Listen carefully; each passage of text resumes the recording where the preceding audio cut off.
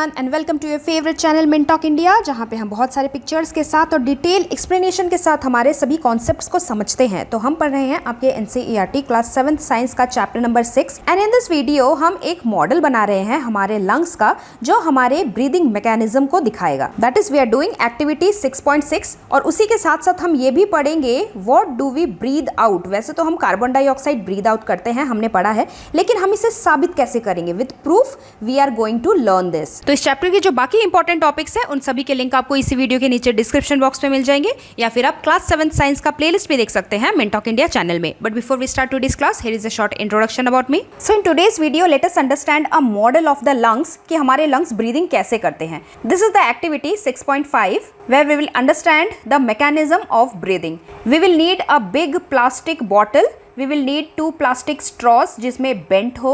इसके अलावा हमें 2 छोटे बलून और एक बड़ा वाला बलून चाहिए एंड सील करने के लिए glue gun and cello tapes चाहिए।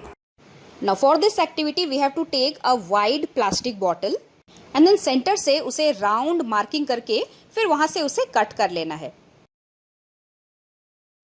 Now we will make bronchioles, जिसके लिए हमें बेंड होने वाले स्ट्रॉस की ज़रूरत है।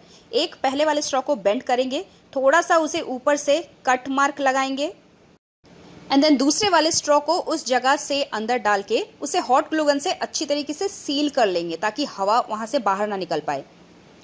And now our Y shape fork is ready. Y shape के फॉर्क को हम डाउन साइड रखेंगे, जहाँ पे हम लगाएंगे बलून्स। दोनों जगह पे 2 बलून्स लगा के हम उसे सेलो टेप से सिक्योर कर लेंगे ताकि वो फिसल ना जाए और हवा कहीं से भी लीकेज ना हो। अब हमें ढक्कन में एक छेद बना लेना है और फिर वहां से हमारे वाई शेप को इन्वर्ट करके स्ट्रॉ अंदर से डाल के ऊपर से भी हमें हॉट ग्लू गन से उसे अच्छे से चिपका लेना है ताकि यहाँ से भी हवा लीकेज ना हो। And then we can cut off the excess part. उसके बाद नीचे वाले पोर्शन में हम एक बड़ा वाला बलून लेंगे जिसे हम कट करेंगे और फिर अपने दोनों हाथों से ओपन करके उसे नीचे से पूरा लगाएंगे। ये हमारे डायफ्राम के जैसा काम करेगा। इसे भी अच्छे से सेलो टेप से सिक्योर कर लेना है ताकि हवा यहाँ से भी लीकेज ना हो पाए। Now this is the model of our human respiratory system. नीचे का येलो बलून डायफ्राम के जैसा काम कर रहा है और अंदर के 2 रेड बलून्स हमारे लंग्स के जैसे काम कर रहे हैं। ढक्कन के ऊपर जो स्ट्रॉ है वो हमारे नेसल पैसेज की तरह काम कर रहे हैं, जो एयर को अंदर ले रहे हैं। बॉटल के अंदर वाई शेप का जो स्ट्रॉ है वो ब्रोंकाई के जैसे काम कर रहे हैं, जो हवा को और अंदर रेड कलर के लंग्स के जैसे बलून्स के अंदर ला रहे हैं। तो हमने हमारे मॉडल के बेस में जो रबर शीट लगाया था येलो कलर का, वो हमारे डायफ्राम के जैसा एक्ट कर रहा था, और मॉडल के अंदर जो रेड बलून्स लगाए थे वो हमारे लंग्स के जैसे एक्ट कर रहे थे। So when this rubber sheet is pulled down, the air rashes in through the straw and it swells up the air inside the red balloons, which acts like the lungs in our body. This process is the inhalation process. और उसी के opposite base का जो rubber sheet है जो diaphragm के जैसा act कर रहा है, जब यही बेस पुश अप किया जाता है तब अंदर का जो एयर है वो बाहर निकलने की कोशिश करता है। That is why the red balloons were shrinking. That means the air moves out of our lungs and this process is the exhalation process. वैसे तो जो हवा हम इनहेल करते हैं और एक्सहेल करते हैं, it is not purely oxygen and carbon dioxide. We always inhale and exhale the air which is a mixture of gases. आपने एयर चैप्टर में ही 6th स्टैंडर्ड में पढ़ा है। एयर हमारे आसपास जो है it is a mixture of gases. इसमें बहुत अलग अलग टाइप के गैसेस प्रेजेंट है in different percentages. Inhaled air और एक्सहेल्ड एयर में सिर्फ डिफरेंस ये है कि ऑक्सीजन और कार्बन डाइऑक्साइड के प्रोपोर्शंस अलग हो जाते हैं। See, proportion means how many parts of the given gas we are considering about. तो अगर पूरे पार्ट को मैं 100 मान रही हूँ, उस 100 में से 21 पार्ट्स ऑफ ऑक्सीजन हम इनहेल करते हैं। इसी पार्ट्स को हम परसेंटेज के रूप में भी दिखाते हैं। परसेंट का मतलब होता है पर 100। तो अगर मैं पूरे एयर को 100 पार्ट्स में डिवाइड कर रही हूँ तो उसमें से 21 पार्ट्स ऑक्सीजन है।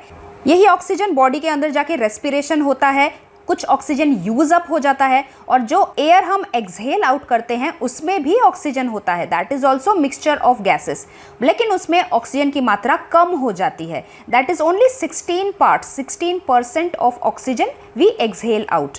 लेकिन उसी के ऑपोजिट इनहेल्ड एयर में कार्बन डाइऑक्साइड की मात्रा बहुत कम होती है, दैट इज 0.04% ओनली, और exhaled air is rich in carbon dioxide, जिसमें उसकी मात्रा ज़्यादा हो जाती है क्योंकि रेस्पिरेशन का प्रोडक्ट भी तो हम एक्सहेल आउट कर रहे हैं। So that is 4.4% of carbon dioxide present in the exhaled air.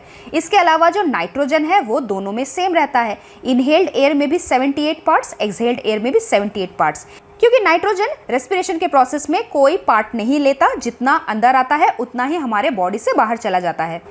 Air is a mixture of gases and also water vapour, so inhaled air में only a little water vapour होता है, whereas in exhaled air there is a lot of water vapor present। अगर आप शीशे के ऊपर अपना मुंह रख के थोड़ा एक्सहेल आउट करोगे तो आप देखोगे कि उसमें थोड़ा सा मॉइस्चर प्रेजेंट होता है, गीला हो जाता है ना आईना, दैट मीन्स हम जो हवा मुंह से छोड़ रहे हैं, सो सांस छोड़ रहे हैं, उस एक्सहेल्ड एयर में बहुत सारा मॉइस्चर प्रेजेंट है, a lot of water vapour is present. Okay, this is a theory part कि हमारे एक्सहेल्ड एयर में 4.4% कार्बन डाइऑक्साइड प्रेजेंट है, but how can we prove this? We can prove this with our activity that is 6.6, what do we breathe out. पर हमने chapter में एक experiment किया था जिसमें हमने बेकिंग सोडा के साथ विनेगर मिक्स किया था, फिज आया था, वो फिज क्या था? कार्बन डाइऑक्साइड गैस था। उसके बाद हमने लाइम लिया था, दैट इज कैल्शियम ऑक्साइड, उसमें वाटर मिक्स किया तो बन गया हमारे पास लाइम वाटर। लाइम वाटर पानी के जैसा एकदम क्लियर लिक्विड होता है, लेकिन जैसे ही कार्बन डाइऑक्साइड को हम लाइम वाटर में पास करते हैं, कार्बन डाइऑक्साइड कैल्शियम हाइड्रोक्साइड के साथ रिएक्ट करता है, ये क्लियर लाइम वाटर बन जाता है milky.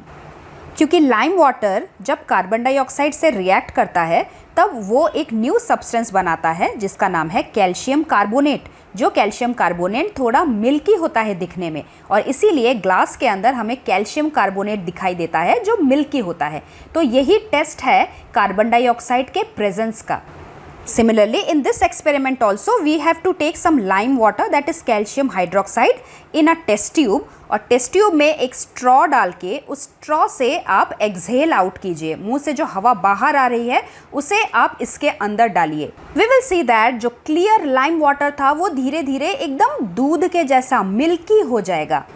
This happened because the formation of calcium carbonate. और ये कैल्शियम कार्बोनेट कैसे आया?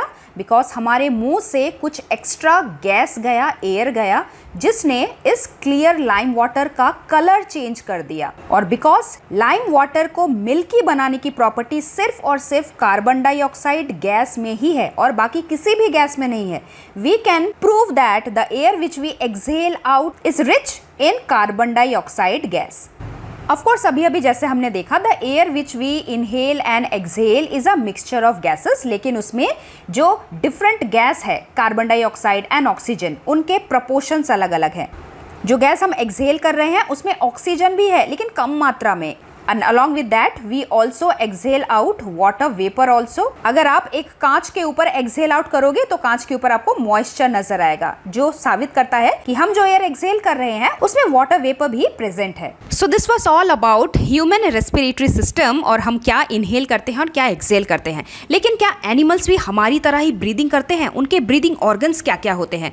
इन our next part we are going to study the breathing in other animals like the cockroach, fish and earthworm, especially in our syllabus. So stay tuned, we'll meet very soon. Thank you very much. Bye bye.